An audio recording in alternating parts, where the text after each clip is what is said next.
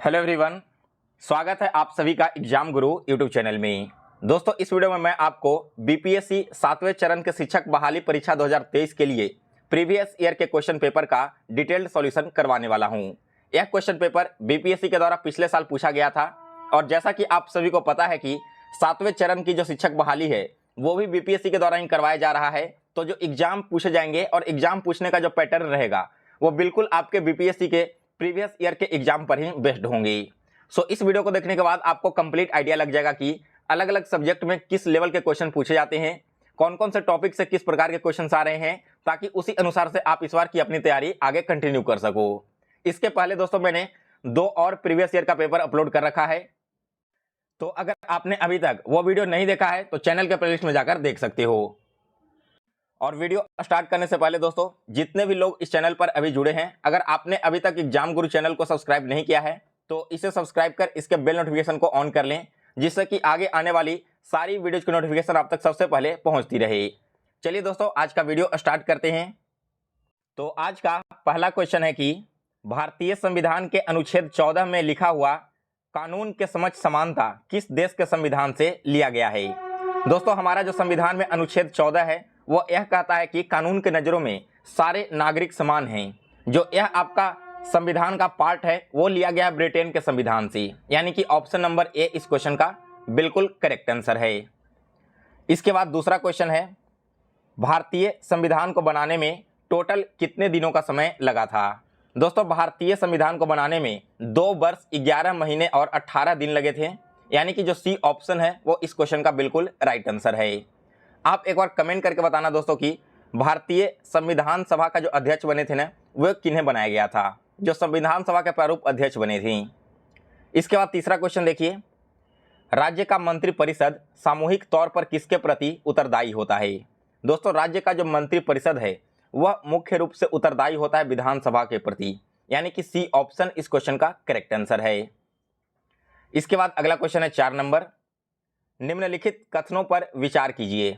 73वें संशोधन के बाद विकेंद्रीकरण किया गया किस किस को, तो निर्णय लेने की शक्तियों को, पूर्ण व्यवस्था को, न्यायिक शक्तियों को और प्रशासनिक शक्तियों को। तो इस क्वेश्चन का राइट आंसर हो जाएगा दोस्तों निर्णय लेने की शक्तियों को, पूर्ण व्यवस्था को और इसके साथ साथ प्रशासनिक शक्तियों को, यानी कि बी ऑप्शन करेक्ट आंसर है। केवल 1, 2 और 4 ऑप्शन जो आपका है वो बिल्कुल इसमें मैच करता है। इसके बाद अगला क्वेश्चन है 5 नंबर। 5वां क्वेश्चन कह रहा है कि राज्यसभा में प्रतिनिधित्व जो शामिल होते हैं वो किसके द्वारा चुने गए होते हैं। तो दोस्तों, राज्यसभा में शामिल होने वाले प्रतिनिधित्व चुने जाते हैं उपयुक्त में से एक से अधिक ऑप्शंस के द्वारा। यानी कि दोस्तों यहाँ पर देखिए किस प्रकार से चुने जाते हैं, तो वे चुने जाते हैं दोस्तों अप्रत्यक्ष रूप से नागरिकों के द्वारा उनके प्रतिनिधियों के माध्यम से और भारत के राष्ट्रपति द्वारा मनोनीत सदस्य के रूप से। तो बी और सी जो है दोनों ऑप्शन इस क्वेश्चन का राइट आंसर होगा।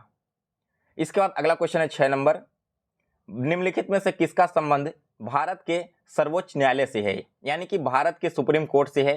तो इस क्वेश्चन का भी राइट आंसर है दोस्तों ऑप्शन नंबर डी, उपयुक्त में से एक से अधिक। अब इनमें से कौन कौन से आपके होंगे, सबसे पहले देखिए मूल अधिकार क्षेत्र।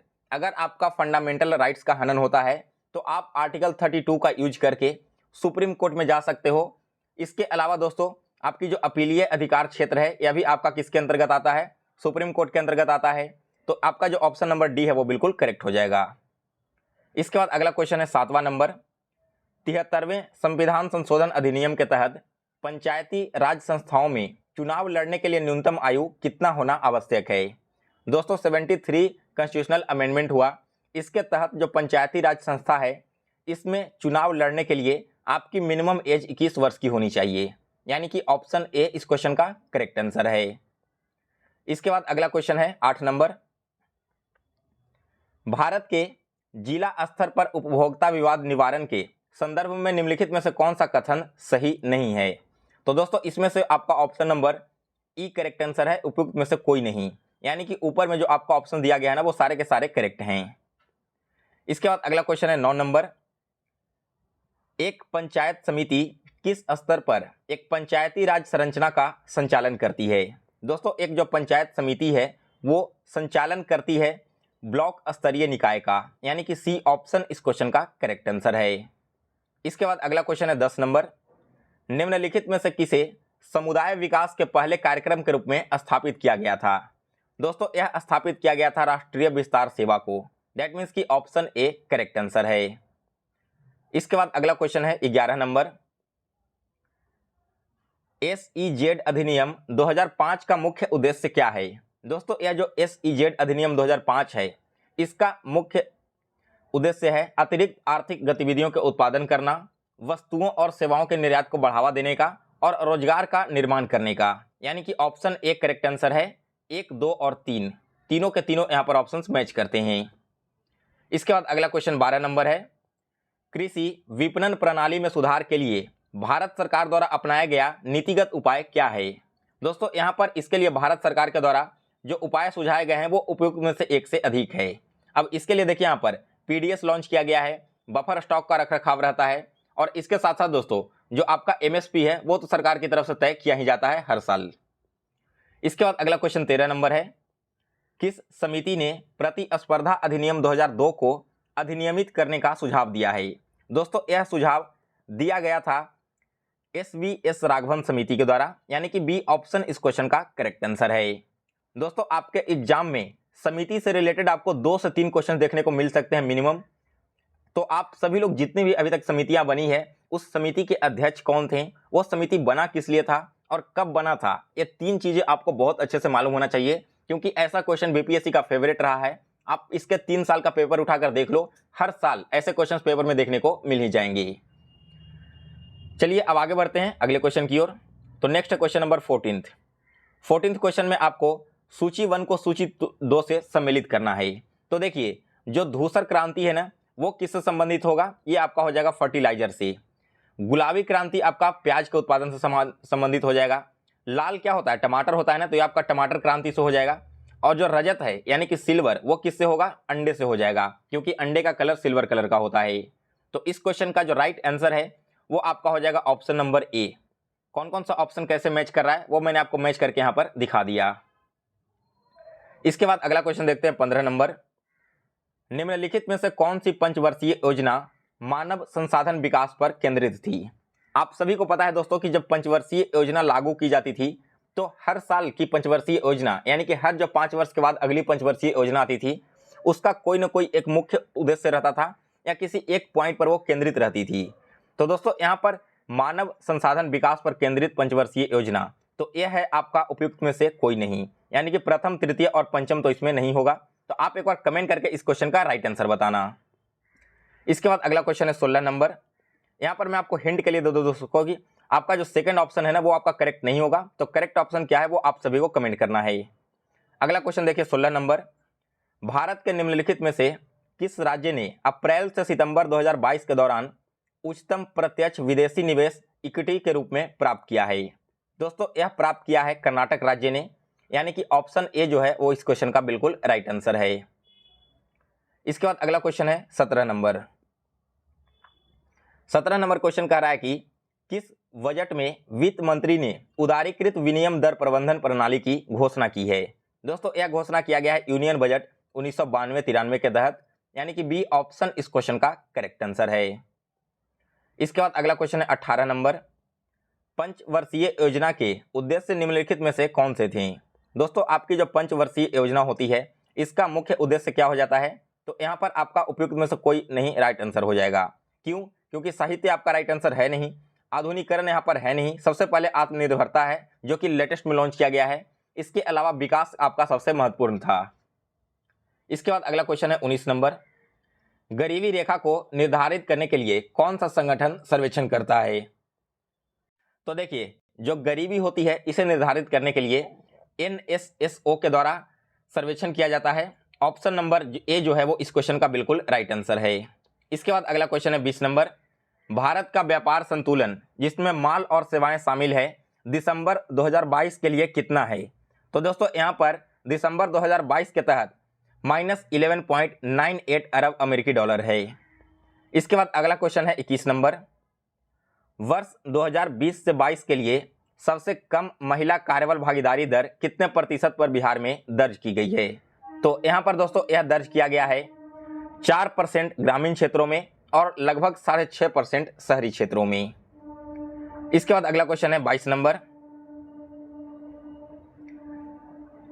अधिकतर कर उद्योग किस जिले में अवस्थित है। दोस्तों जितने भी आपके कर उद्योग हैं उसमें से मैक्सिमम की संख्या यहाँ पर कहाँ पर है, तो इस क्वेश्चन को डिलीट कर दिया गया था क्योंकि करेक्ट आंसर यहाँ पर नहीं दिया गया है, ना ही यह क्वेश्चन पूरी तरह से सही है। आप सभी लोगों को दोस्तों एग्जाम में इस बात का भी ध्यान रखना कि कोई क्वेश्चन आपका गलत तो नहीं दिया गया है, क्योंकि होगा क्या कि आप गलत क्वेश्चन में ज़्यादा टाइम स्पेंड करते रह जाओगे और बाद में पता चला कि वो क्वेश्चन ही यहाँ पर डिलीट कर दिया गया हो। तो बीपीएससी के द्वारा हर बार ऐसा होता है कि बहुत सारे क्वेश्चन डिलीट किए जाते हैं। ऐसी गलती होनी नहीं चाहिए बीपीएससी जैसा बड़ी संस्था के द्वारा, लेकिन फिर भी यह गलती होती है और इसकी वजह से ही बहुत सारे कैंडिडेट का रिजल्ट भी रुक जाता है, क्योंकि उनके 2-3 नंबर से आपके रिजल्ट ऊपर जा रहे होंगे और अगर वो 2-3 क्वेश्चन ही हटा दिया जाए तो फिर आप कट ऑफ से नीचे चले जाओगे। आशा करता हूं कि आपकी जो 7वें चरण की बहाली है उसमें इस प्रकार की गलती बीपीएससी के द्वारा नहीं की जाएगी। चलिए आगे बढ़ते हैं और देखते हैं अगला क्वेश्चन। तो नेक्स्ट है क्वेश्चन नंबर 23। केंद्रीय स्वास्थ्य एवं परिवार कल्याण मंत्रालय द्वारा 24 नवंबर 2021 को प्रकाशित राष्ट्रीय परिवार सर्वेक्षण 5 के अनुसार बिहार के लिंग अनुपात में काफ़ी अच्छा सुधार हुआ। यह 2015-16 में डैश से बढ़कर 2020-22 में डैश हो गया। तो दोस्तों यहाँ पर सबसे पहले 1062 था 2015-16 में, जो कि 2020-22 में बढ़कर 1090 पहुँच गया है। तो ए ऑप्शन इस क्वेश्चन का करेक्ट आंसर है। इसके बाद अगला क्वेश्चन है 24 नंबर। बिहार आर्थिक सर्वेक्षण 2021-22 के अनुसार 2020-21 में बिहार के सकल राज्य घरेलू उत्पाद की वृद्धि दर कितनी रही है। तो दोस्तों यहाँ पर इसकी वृद्धि दर रही है 2.5, यानी कि सी ऑप्शन इस क्वेश्चन का करेक्ट आंसर है। इसके बाद अगला क्वेश्चन है 25 नंबर। निम्नलिखित में से कौन सा एक बिहार की अर्थव्यवस्था के मामले में सही है। तो दोस्तों इस क्वेश्चन का राइट आंसर आपका हो जाएगा उपयुक्त में से एक से अधिक। अब यहाँ पर कौन कौन से ऑप्शन सही हैं, तो देखिए, बिहार में अधिकतर प्राथमिक वस्तुओं का उत्पादन होता है, बिल्कुल करेक्ट है। इसके अलावा दोस्तों बिहार में सबसे कम विकास दर है जो कि 2.5% है, ये आपका गलत है। लेकिन अर्थव्यवस्था का व्यवसायिक ढांचा ऊपर से स्थिर है, यह आपका भी सही हो जाएगा। इसी वजह से डी ऑप्शन करेक्ट आंसर है, उपयुक्त में से एक से अधिक। इसके बाद अगला क्वेश्चन है 26 नंबर। प्रथम बार संघर्ष के तरीकों के रूप में स्वदेशी एवं बहिष्कार किसके दौरान अपनाए गए थे। दोस्तों सबसे पहली बार जो बहिष्कार किया गया था ना, वो आपका हुआ था बंगाल विभाजन के समय में। और यह बंगाल विभाजन कब हुआ था, तो यह हुआ था दोस्तों 1905 में। आप मुझे कमेंट करके बताना कि जब बंगाल विभाजन हो रहा था उस समय भारत में वायसराय कौन थे। इसके बाद अगला क्वेश्चन है 27 नंबर। 1906 में आयोजित भारतीय राष्ट्रीय कांग्रेस के कलकत्ता अधिवेशन में भारत के लिए स्वराज का झंडा किसने फहराया था। दोस्तों जब 1906 का आईएनसी का अधिवेशन हुआ था तो उस समय झंडा फहराया गया था दादा भाई नौरोजी के द्वारा। बी ऑप्शन इस क्वेश्चन का करेक्ट आंसर है। इसके बाद अगला क्वेश्चन है 28 नंबर। स्वतंत्रता संग्राम के दौरान भारतीय राज्यों जैसे कि कश्मीर, निजाम के हैदराबाद, त्रावणकोर आदि जैसे भारतीय शासकों द्वारा शासित राज्यों में एक समानांतर आंदोलन शुरू किया गया। इस आंदोलन का नाम क्या था। दोस्तों इस आंदोलन का नाम रखा गया था प्रजामंडल आंदोलन, यानी कि बी ऑप्शन इस क्वेश्चन का करेक्ट आंसर है। इसके बाद अगला क्वेश्चन है 29 नंबर। भारतीय स्वतंत्रता संग्राम के बारे में निम्नलिखित में से कौन सा कथन सही नहीं है। तो दोस्तों इस क्वेश्चन का राइट आंसर ऑप्शन सी है। वर्ष 1921 में महात्मा गांधी को गिरफ्तार कर लिया गया था, ये आपका कथन सही नहीं है। जबकि इसके अलावा देखिए, जो महात्मा गांधी है ना, उन्होंने असहयोग आंदोलन को वापस ले लिया था चौरी चौरा कांड के बाद ही। गांधी जी ने अपना पहला प्रमुख सार्वजनिक भाषण बीएचयू में दिया था, यह भी बिल्कुल करेक्ट है, लेकिन सी ऑप्शन आपका गलत दिया गया है। इसके बाद अगला क्वेश्चन है यहाँ पर 30 नंबर। अबुल कलाम आजाद के द्वारा किस पत्रिका को संपादित किया गया था। दोस्तों अबुल कलाम आजाद के द्वारा जो पत्रिका संपादित किया गया था इसका नाम है अल हिलाल। सो बी ऑप्शन इस क्वेश्चन का करेक्ट आंसर है। इसके बाद अगला क्वेश्चन 31 नंबर है।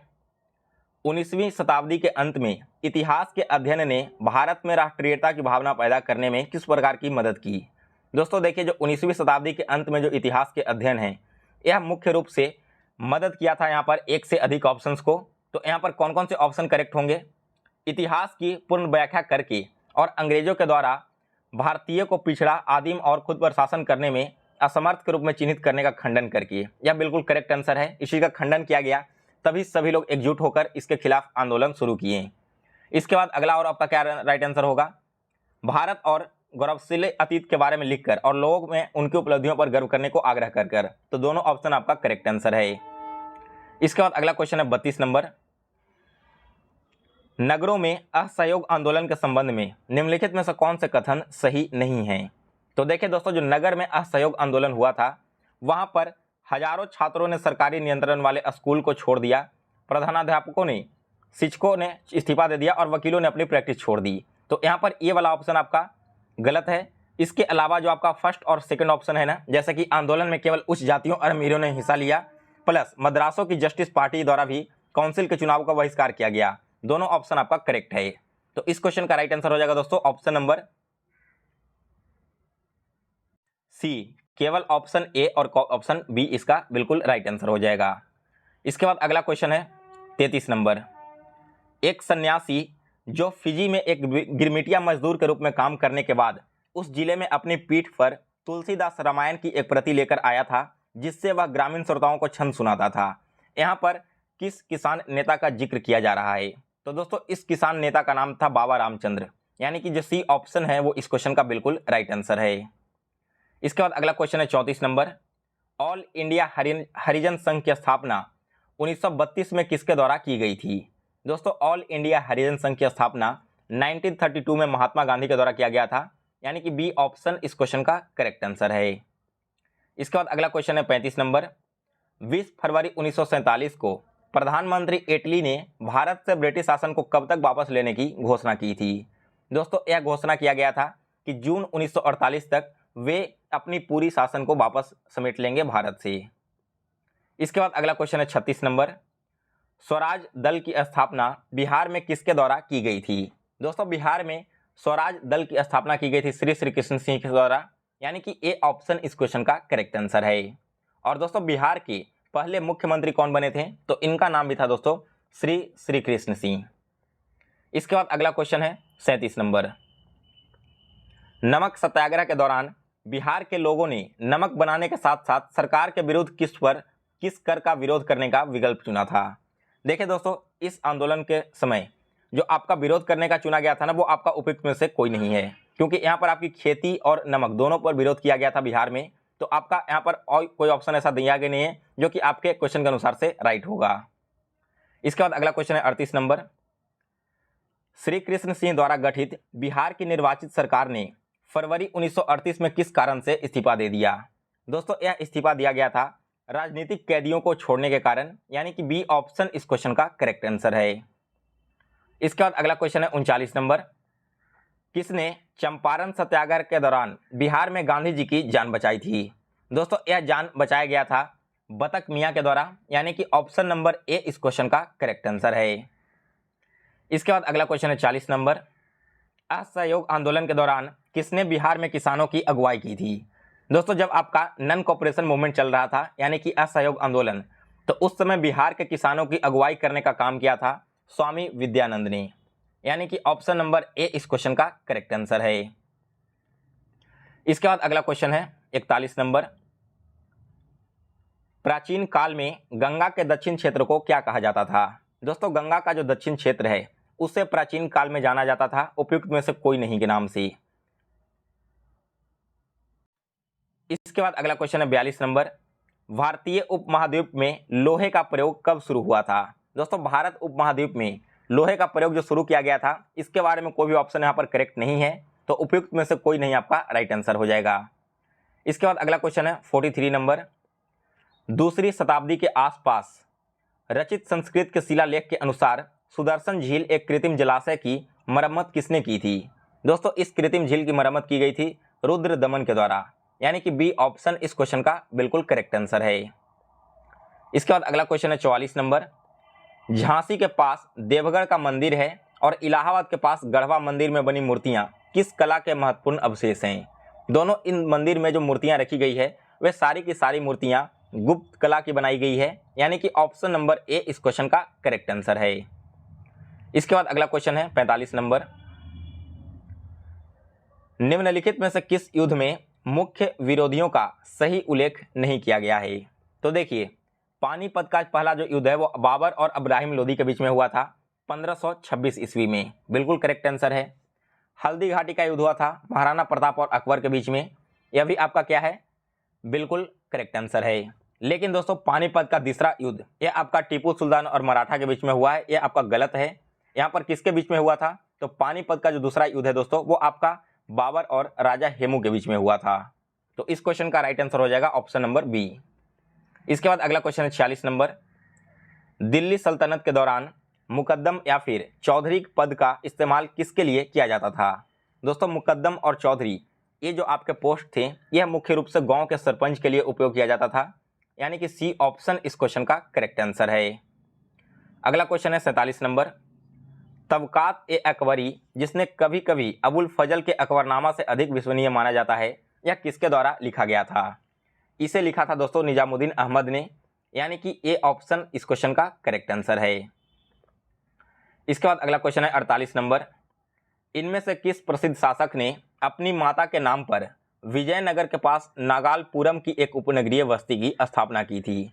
दोस्तों इस नगरी की स्थापना किया गया था कृष्णदेव राय के द्वारा, यानी कि सी ऑप्शन इस क्वेश्चन का बिल्कुल करेक्ट आंसर है। इसके बाद अगला क्वेश्चन है 49 नंबर। 1940 में पटना महिला विश्वविद्यालय की स्थापना निम्नलिखित में से किस समाज के द्वारा की गई थी? दोस्तों 1940 में पटना महिला विश्वविद्यालय की स्थापना की गई थी sisters of the apostolic Carmel के द्वारा, यानी कि सी ऑप्शन इस क्वेश्चन का करेक्ट आंसर है। इसके बाद अगला क्वेश्चन है 50 नंबर। इनमें से किसने 1947 में भारत और पाकिस्तान के बीच अंतर्राष्ट्रीय सीमाएं खींचने के लिए स्थापित की गई 2 सीमा आयोगों का नेतृत्व किया था? तो इसका नेतृत्व किया गया था दोस्तों सिरिल रेडक्लिफ के द्वारा, यानी कि सी ऑप्शन इस क्वेश्चन का करेक्ट आंसर है। अब एक लास्ट क्वेश्चन है जिसका करेक्ट आंसर आपको कमेंट बॉक्स में बताना है। तो क्वेश्चन है दोस्तों कि किसने बंगाल में महलवारी बंदोबस्त प्रणाली की शुरुआत की थी? आपके हिंट के लिए मैं बता दूं कि डी और ई ऑप्शन इसका राइट आंसर नहीं है। लॉर्ड कॉर्नवालिस, होल्ट मैकेंजी या फिर लॉर्ड हेस्टिंग, इन तीनों में से सही आंसर आप सभी को कमेंट बॉक्स में कमेंट करके बताना है। सो गाइज आज फिलहाल इस वीडियो में बस इतना ही। अगर आपको यह प्रीवियस ईयर का पेपर अच्छा लगा हो तो इसे लाइक और शेयर करें। इसका पीडीएफ आप मेरे टेलीग्राम चैनल से डाउनलोड कर लेना। टेलीग्राम चैनल का लिंक आपको इसी वीडियो के डिस्क्रिप्शन बॉक्स में मिल जाएगा। इसके अलावा दोस्तों इसके पिछले 2 प्रीवियस ईयर पेपर का भी लिंक मैंने इसी वीडियो के डिस्क्रिप्शन बॉक्स में डाल दिया है, तो आप उस पर क्लिक करके चाहो तो उन दोनों वीडियोज़ को देख सकते हो। साथ ही में आपको चैनल के प्लेलिस्ट में सारे वीडियोज एक साथ मिल जाएंगे, तो वहाँ पर जाकर आप सारी क्लासेस अपना स्टार्ट कर देना। और इसी तरह की दोस्तों वीडियो अगर आप आगे भी देखना चाहते हो तो एग्जाम गुरु चैनल को सब्सक्राइब कर लें और इसके बेल नोटिफिकेशन को भी ऑन कर लें। इसके साथ ही आप कमेंट करके बताना कि आपको बीपीएससी शिक्षक भर्ती 2023 के लिए और कौन कौन से सब्जेक्ट की क्लासेस चाहिए। सो गाइज मिलते हैं फिर से एक नए वीडियो में। आप सभी को आपके एग्जाम के प्रिपरेशन के लिए बेस्ट ऑफ लक।